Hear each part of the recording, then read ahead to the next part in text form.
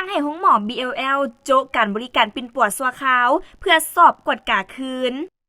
วันที่21กรกฎาคม2026กรมปิ่นปัวและฟื้นฟูหน้าที่การกระทรวงสาธารณสุขออกแจ้งการฉบับเลขที่1462/กปฟ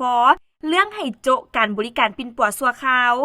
กระทรวงสาธารณสุขถือการบริการปิ่นปัวโดยเอาคนเจ็บเป็นใจกลางด้วยการสนองการบริการที่มีคุณภาพและปลอดภัยรับประกันให้ประชาชนบรรดาเผ่าให้เข้าถึงการบริการอย่างทั่วถึงจึงได้ส่งเสริมภาครัฐและเอกชนให้การบริการที่เป็นทางเลือกห้องหมอ BLL เป็นห้องหมอที่ได้รับการสั่งตั้งที่ถูกต้องตามระเบียบกฎหมายให้สนองการบริการปิ่นปัวทั่วไปและยาผ่านมาได้ประกอบส่วนอย่างตั้งหน้าในการปรับปรุงการบริการปิ่นปัว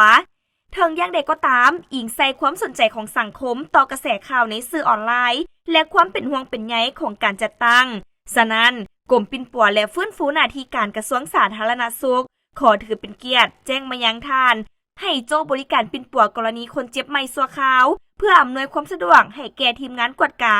ลงติดตามสุกยูกวดกาเก็บกำข้อมูลเกี่ยวกับการให้บริการของหมอระยะผ่านมาทางนี้ก็เพื่อความกระจ่างแจ้งยุติธรรมให้ทุกภาคส่วนหลังจากได้รับผลการเก็บกำข้อมูลแล้วจะได้แจ้งให้ห้องหมอตามภายหลังดังนั้นจึงแจ้งมายังทานเพื่อทราบอำนวยความสะดวกให้คณะทีมงานกวดการและจัดตั้งปฏิบัติตามแจ้งการฉบับนี้ด้วย